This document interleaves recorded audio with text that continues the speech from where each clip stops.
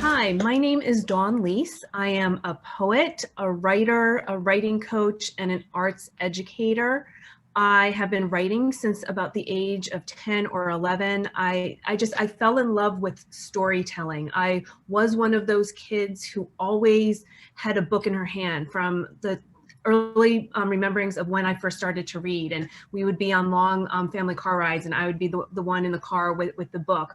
I loved getting lost in stories and letting them take me to other places where I wasn't physically. So I think as a child, those kinds of worlds, making up fictional worlds, just really appealed to me.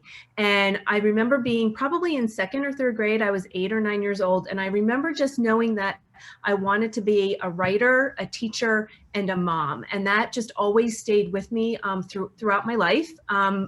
My career has taken many kind of different twists and turns with that to get me to where I currently am. But each of the jobs that I had over that time were definitely ones that led me to the next step. So I was grateful for all of them. I actually did not become a teacher until I was almost 40. I think I was 40 when I first went into a classroom full time, and I taught 8th grade English, which is the year in the United States right before high school for our students. And I loved that job. It was a dream come true. And I thought I was going to stay there, for a very long time. And then I was offered a position at a university to be an associate director of a graduate creative writing program. So again, it was kind of another shift in my career to a point where it was doing something that I loved, still kind of being associated with education, but just kind of helping manage a creative writing program. And so from there, I thought, again, I was going to stay in that job. And then I was offered a position to work in the university president's office. And so I jumped at that opportunity too. I've always taken these leaps based on my gut and on instinct. And that was a job that lasted a few years. And really, it was wonderful working at that level. I definitely did some administrative tasks for him, but also working with him on his speeches and things like that. So still a little bit of writing. Prior to becoming a teacher, I worked in an admission office for an independent private school, and I also worked in advertising. So I have a background in copywriting. So again, I've always just kind of had these jobs that had writing either at the forefront or kind of in the background.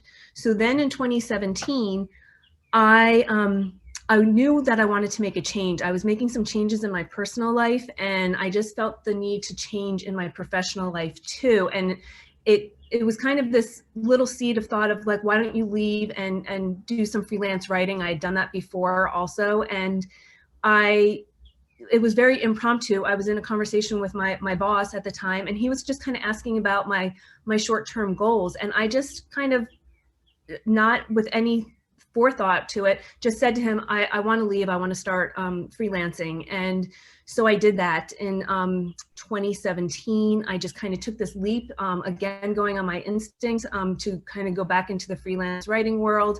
At the time, I did do some content writing and worked for an ad agency. But since then, I've kind of definitely moved away from that and really focus on writing coaching, manuscript critiques, and manuscript editing. Did have a job, you also have this sense of adventure. You're a bit of a risk taker. It's so funny you say that because I think, you know, you saying it and hearing somebody else from the outside, yes, but I think I never saw myself as a risk taker. I think I always saw myself as like a rule follower and just kind of do the right thing. And making that leap when I did, I think people were kind of a little like, what are you doing? And do you know where you are in your life right now? And so it has been an adventure. You know, there's just such highs and lows. I've kind of gone from this mindset of you're a freelance writer to you're building a business, you're building a legacy for your family, and there's definitely highs and lows. But I wouldn't trade any of it. I don't have any regrets, and it's an adventure that I just want to see keep growing and continuing. So thank you for recognizing So that. let's talk about your love for literature, poetry. Sure. So it's interesting because, like I said, when I grew up reading books, and I have to say they were mostly fictional. So when I thought I wanted to be a writer, I thought, oh, you'll grow up and write novels, right? And I took a creative writing class my last year of high school before college, and I had a very interesting teacher. He was an undertaker full time, and then he taught just this one class, and so he kind of had like this very wry sense of humor, and he made us write in all of the genres. We couldn't just focus on one. And so I remember writing poetry then, and I remember reading reading really old dead poets, like that's what we did in our high schools here. And he was very much a teacher who, when you write, you wrote in formal verse. So, iambic pentameter was my nemesis. I just could never get like my own writing to fit into that as much as I wanted to. And so then I went into college, and I majored in communications with a minor in English. So I did take literature classes and studied, but again, they were a lot of the old dead poets. And it wasn't until after I graduated from college, about my mid-20s, I kind of went back to writing poetry and reading more contemporary poets, in particular contemporary American poets. And my love of free verse just kind of jumped in. So I started writing free verse.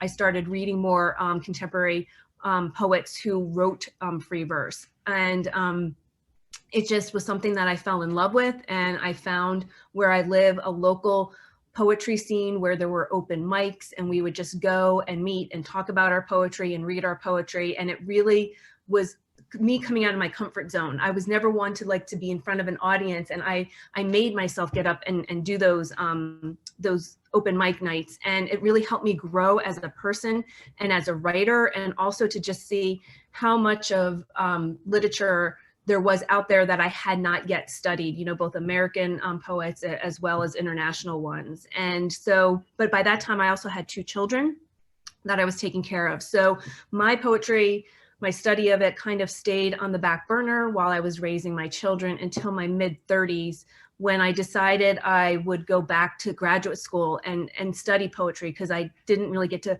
a full study of it in my undergrad years. And so I did that. I went back to graduate school, and that's where I wrote my first book. My first book is the thesis that I wrote in that program, and was just able to kind of dive deeper into studying poetics and literature, and just really loving it. And just knowing, even at that point, I was working an office administrative desk job, knowing at that point that I just kind of wanted poetry and writing to be at the forefront of what I did in my daily work life. So it took me a long time to get there, probably close to maybe 10 or 12 years before I did make that leap again, but it was kind of laying the groundwork for me to move into that. How do you find that the poetry evolved? So I think for me, when I look at poetry, the poetry world, there's definitely more, and maybe it's just because of what I'm reading, more focus on contemporary people who are writing and who are saying it's okay to write about everyday things, right? And to write with these really strong senses of concrete imagery. It doesn't all have to be abstract and philosophical. And of course, there's all different kinds of schools of poetics, but I think that's the one I gravitate toward, right? It's the one that maybe sometimes a little confessional, but just really about let's look at the human experience and write about it and make a connection with the reader instead of kind of being, you know, all these levels above. Like, I think people sometimes get afraid of poetry. I want to be a poet that is just deeply rooted in the everyday, in senses of place and people, and make that connection and make poetry a conversation. So I definitely think that the poets that I read, that's why I gravitated toward them, because that's what I see. I don't see them thinking that it's, oh, this, you know, poetry is only for elite or, you know, the very educated. It can be for everyday people, and it can be a beautiful thing for people to experience and see life through the lens of a poet's eye.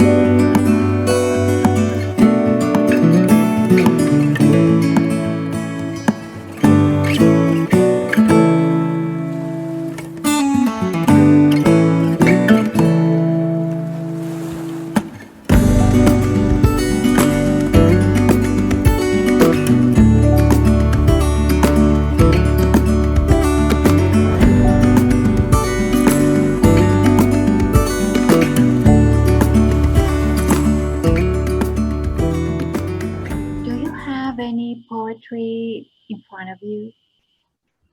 Of my own? Yes. I do. Yes, I do. Would you like me to read one? Yes. So my Okay. latest collection just came out at the end of 2020, and it's called A Person Worth Knowing. It was released by Foothills Publishing. And what I love about Foothills is they hand stitch all of their books. So they just have this beautiful kind of personal feel to them. And I first became aware of Foothills Poetry probably in the early 2000s. And I just remember thinking I would love to have a book with them. So it's kind of been like a full circle dream of mine. And I was excited when they decided to publish it. The book, it is called A Person Worth Knowing, and it's because all of the poems are about people. People I know, people I don't, people I wish I had known. Some are living, some are deceased. And it's this moment of this questioning in my poetry mind of when we live our lives so in such like a busy, fast-paced world, sometimes we miss opportunities to make real connections, to get to really know people, because we don't bother to stop and have a conversation or ask a question. So a lot of these poems came out of those little moments of me passing by somebody and just like a casual hello, or me meeting somebody and not really knowing their backstory, but wanting to know it. And if it was a person that I couldn't then go back and ask, I just made it up. So there's a lot of mix of fact and fiction in these poems. And the first one I'll read to you is called How to Live Paycheck to Paycheck. And this is a person that I encountered. Always wear hot pink scrubs on Mondays, holidays, and for monthly staff meetings. Remain calm when your coworker calls off with a full waiting room at 7:05 a.m. Cradle the phone on your shoulder as you place ID stickers on vials and tell your daughter she can't wear shorts to school in December on a day forecasted for snow. Sing Peter Gabriel's Red Rain while inputting diagnostic codes into the computer. Slide the needle in effortlessly while telling the patient she's lucky to have a 14-vial doctor, one who wants to know why. Unknot tourniquet one-handed, switch full vial for new one when explaining daughter's gifts this year are on layaway. Winter coat, school clothes, one video game, that's it. Apply pressure to stop the bleeding, and when the gauze soaks red, assure the patient, yourself, it will stop eventually. So would you say that today poetry is more straightforward, more transparent, whereas in the past it was more cryptic? I would probably land on that side of the argument. Yes, it's certainly the way that I write. I do have a more narrative style of writing. My poems do tend to tell short little stories. These are definitely character sketches. So I would say that a lot of contemporary poetry is more straightforward, easier to understand. Absolutely. So would you say that today poetry is more straightforward, more transparent, whereas in the past it was more cryptic? I would probably land on that side of the argument. Yes, it's certainly the way that I write. I do have a more narrative style of writing. My poems do tend to tell short little stories. These are definitely character sketches. So I would say that a lot of contemporary poetry is more straightforward, easier to understand. Absolutely. Have you also been at the poetry slams or verse fests? I have attended some poetry slams. I have friends who are performance poets, and I just am amazed. I don't write in that style, but I have such awe and respect for people who do, and for people who then meld what they put down on the page in a performance, right? When they're actually performing the piece. So it's one of my favorite things to watch and actually to even read. I like reading some people that I know who are known as performance poets, and then watching a video of them reading their poem, just to see what's the difference, like what it sounds like on the page versus what it sounds like in their own voice. And one of the people most recently is Amanda Gorman. She's a very young poet, and she read a poem at the most recent president inaugural for President Biden. And I've gone and researched some of her other poems, and the way she performs and just kind of performs it without letting the performance take over the actual meaning behind the poem. It's just it's pure beauty, and so I really admire it. And Yes. do you also write for children? I had not written children. My children are adults. They're 27 and 30 right now. But I work with young students when I do workshops. I do artist in residency programs in elementary school. So I've taught kids as young as kindergarten. I just finished some with some 9 to 11-year-olds. And so in those lessons that I was doing with them, I was writing poetry for them. And it was fun. It was something different that I have not done in a while, or have not done. And it was just a lot of fun to do. So, and I'll be working with them again next year in the schools. So I plan to keep writing more. So Dawn, what inspires you? Everyday experiences, certain Yeah, experiences? so definitely everyday experiences. It can be just like a small moment. Definitely people and places. My first chapbook, I Know When to Keep Quiet, it moves from the states that I lived in growing up. We moved within a period of 4 years to 4 different states when I was younger. So those places really had left like a lot of memories, left impact on me. So when I was going to write my graduate thesis, I wanted to really kind of explore what that means, right? What does sense of place mean in terms of how you become a person, and how the places where you live, is that infused into who you become as you grow older? And so place, definitely the geography of a place, the culture of a place, and people. I always joke, I come from a very large extended family on my mom's side, and oftentimes we would be at family gatherings and somebody would just say, be careful, Dawn's in the room, you never know when you'll wind up in a poem. And I've written about my grandparents, about my children, my aunts and uncles, my parents, and in this way that I think kind of can transcend like the personal and just kind of be this, you could see in the poem about this woman being a strong grandmother, or this grandfather, but it can kind of just be very relatable and kind of take the reader either into the moment that I'm writing about, or into one of their own memories of something that goes on in their life too. And again, just kind of looking for that human connection in my poetry of like, we're all here, we have different, we're different, but we also have similar experiences, similar emotions. And how can you put that into a poem that really kind of grabs a reader's attention and keeps them, reading from beginning to end? Many poets self-publish themselves or use small press, or it's very difficult to get published, by a big publishing house. How is it for you? So I actually have never tried a big publishing house. All three of my books are with different publishers and they're all considered small presses. I like working with small presses. I like the personal, like you kind of become part of their family, right? Their press family. That's not to say that I wouldn't love to have a bigger, larger press. It is something that I aspire to later on. I've gotten very lucky in the way that my books have been published. My first one, I submitted it to a contest and it didn't win, but they published the top 10 finalists. So that's how that one got published.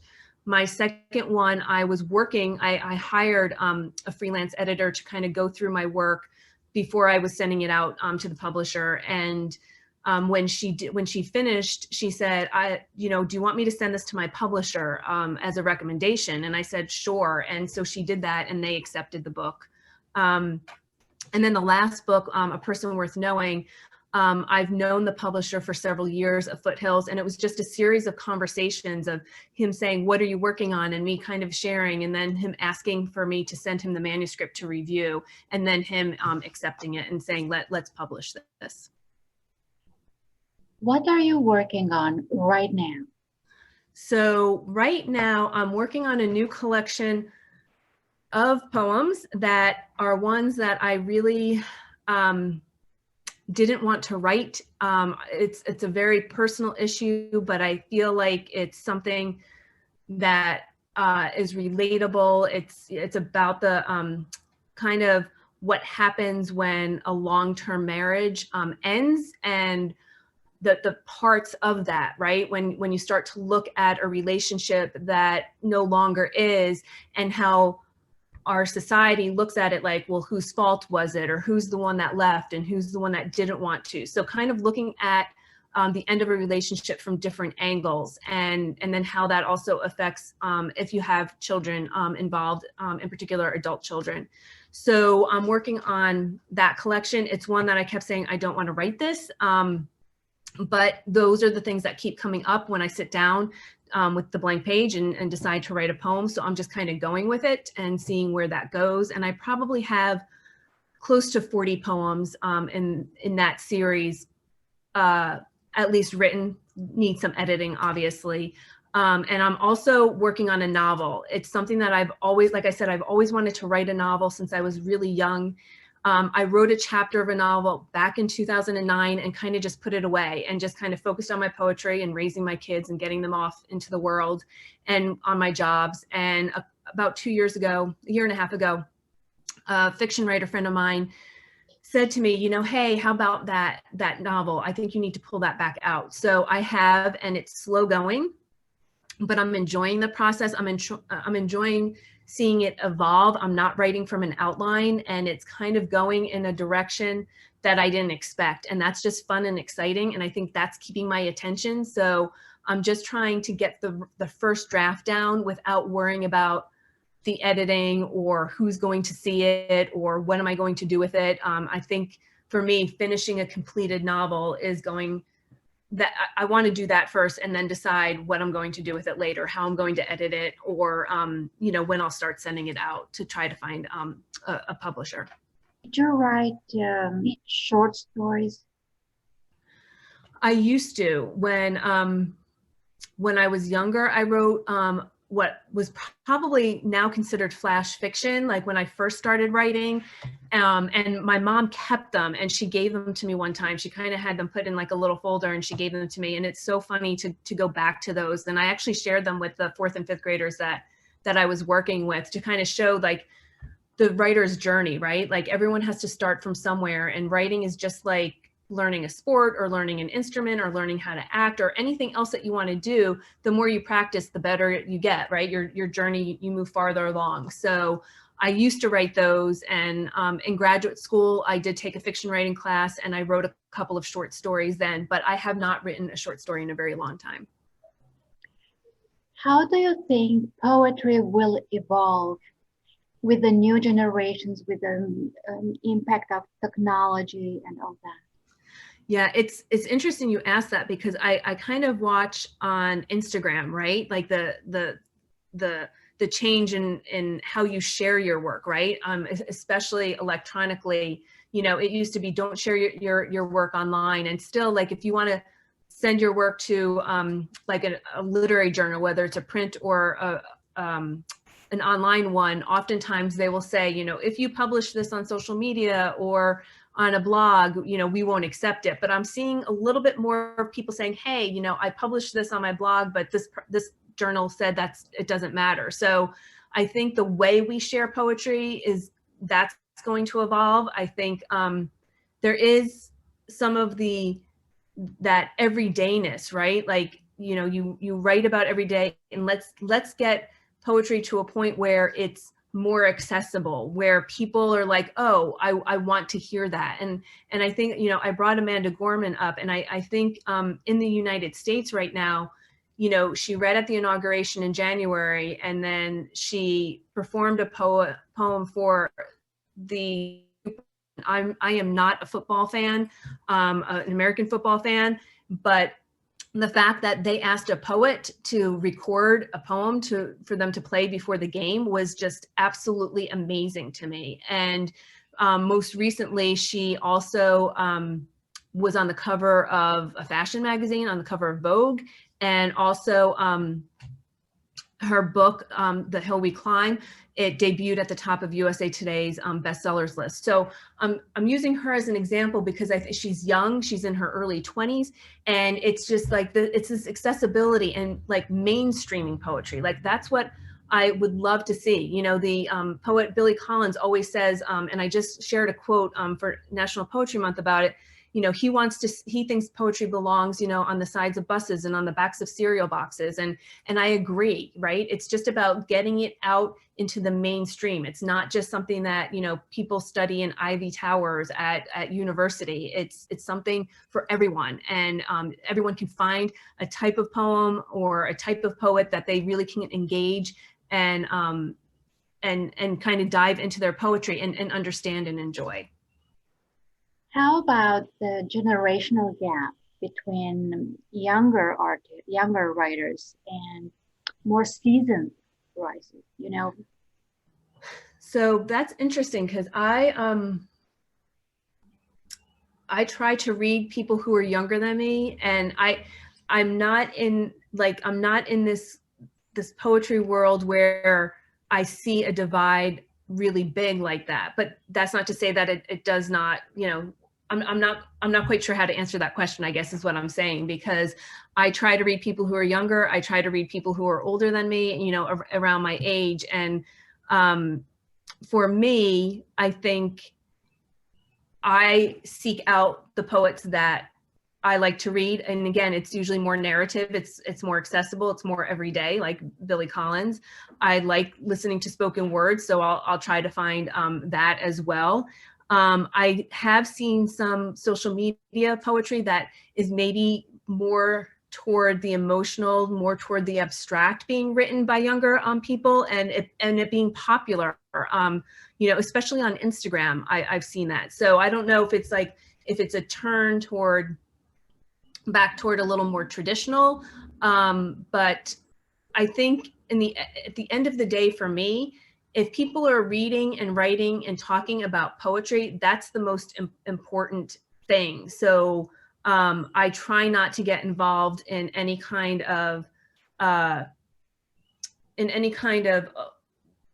let's categorize, you know, younger generations versus older generations. I just try to say, let's just all read poetry and let's all come together and talk about it. So so again, I don't know if there's any divide, if there's any coming together of the different generations, because I just kind of say, hey, let's all just kind of look at poetry as being cool and something that we could all read and write. And I do, I have people say to me all the time, I can't write poetry. And I say, yes, you can. Anyone can write poetry, and let me show you how, because it's a lot of fun to do. Do you find that poetry today is more engaged than it used to be?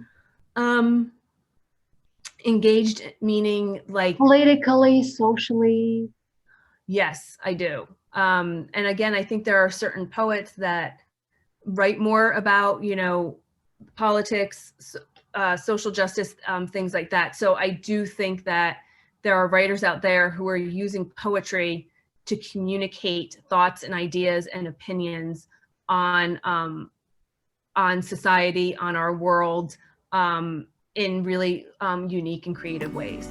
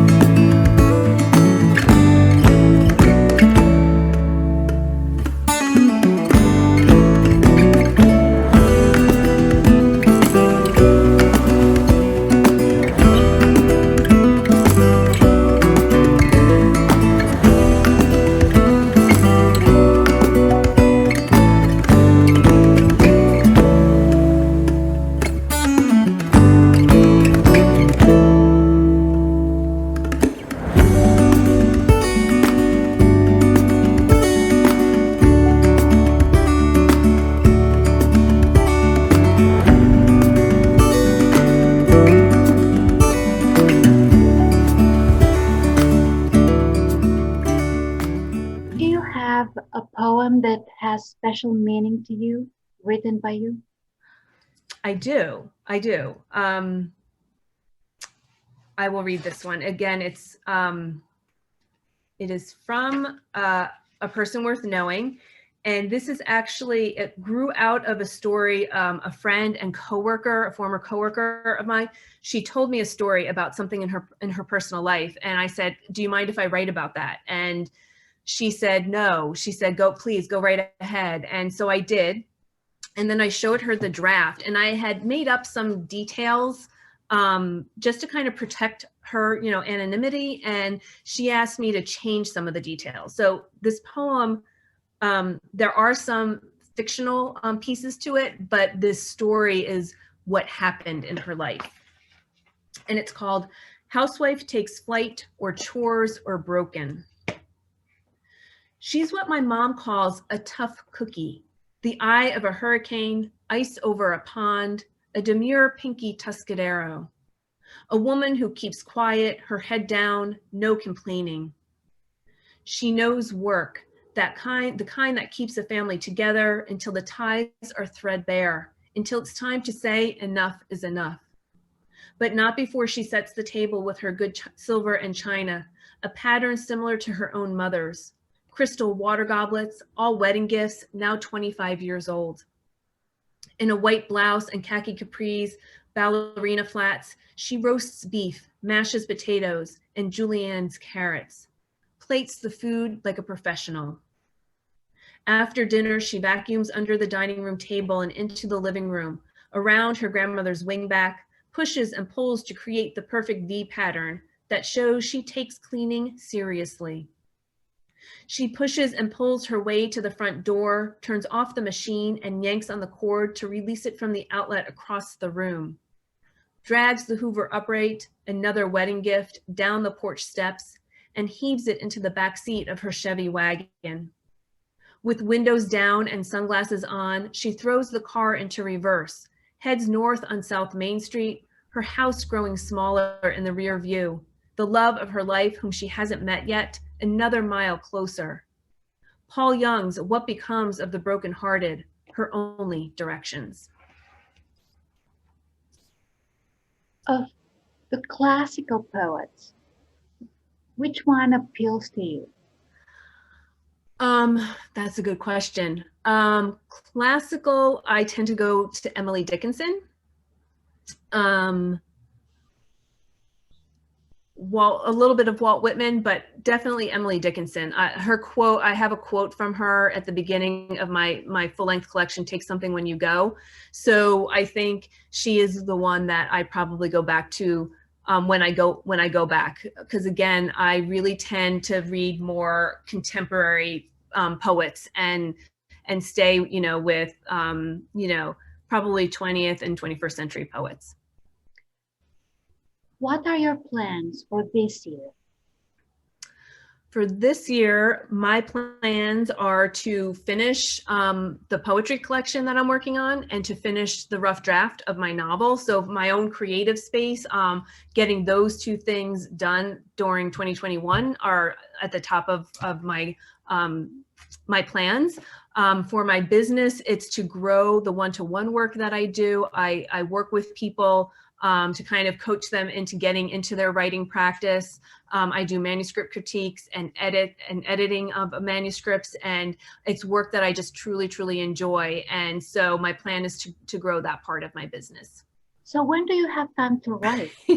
So it's this thing of, I always try to say, back when I had full-time jobs and kids at home, I would always be like, I don't have the time. I can't find the time to write. And it was a challenge, right? Because I had lots of different responsibilities. And now that my children are grown, and now that I work for myself and can kind of create my own schedule, now I'm trying to be mindful to set aside that time to write. And even if I'm really busy with teaching and work, I always say, find 15 minutes. There was a novelist who I saw speak one time, and he said that he wrote the draft of his book on his lunch hour, sitting in his car in like 15-minute increments. So I preach that a lot, right? It's like, if you have a busy life that's just packed with all of these things, find 15 minutes and wherever it is. And back in the fall, I did this challenge on social media. I'm like, for 7 days, let's all find 15 minutes a day to write. And I did. And I wrote, in my home because, the pandemic, but I also had to go out to an eye doctor appointment. So while I was waiting for that, for my glasses, I sat and I wrote 15 minutes on my phone. So for me, oftentimes I'll find those little increments and oftentimes write on my phone. I also often write when I am running or walking. So I always take my phone with me, and oftentimes I will stop and sit on a bench or just sit down on the sidewalk and just write down some ideas that I can take back to work on at home. And I'm also, I love learning. So I'm a lifelong learner. I give workshops, but I also take workshops. And so every once in a while I have a friend who teaches a weekly workshop that is more about generating work than it is about giving feedback. And that has definitely helped me stay consistent with my writing, where, I know, every Monday night I'm going to be getting, maybe 2 drafts of poems down in that workshop. So I find the time to fit it in. We're coming to like the end of an academic school year, so I'll have less teaching responsibilities. So I plan to set aside like time throughout my week, hopefully bigger chunks, like 2 or 3 hours, where I can just sit and work on my writing. So it's not just in those little small increments, but kind of more wider spaces where I can just sit and create the work. Do you find that summers are more productive? Sometimes yes, and sometimes no. And it definitely, throughout my adult career, I've often worked at schools, even if I wasn't a teacher, and even if I was in a year-round job, and then, my kids' growing up years, I always lived according to this academic schedule, right? Where we start school in August or early September and end in May or June.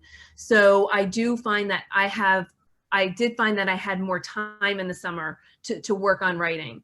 I think this summer I'm going to be even more intentional about it, because I'm not, I won't be sitting in front of my computer, on Zoom, and Microsoft Teams, whatever we're using to teach as much as I was. So I'm definitely going to be more mindful and use and plan in those creative spaces into my schedule for the summer. So my hope is this summer will be one of my most productive ones in the last few years.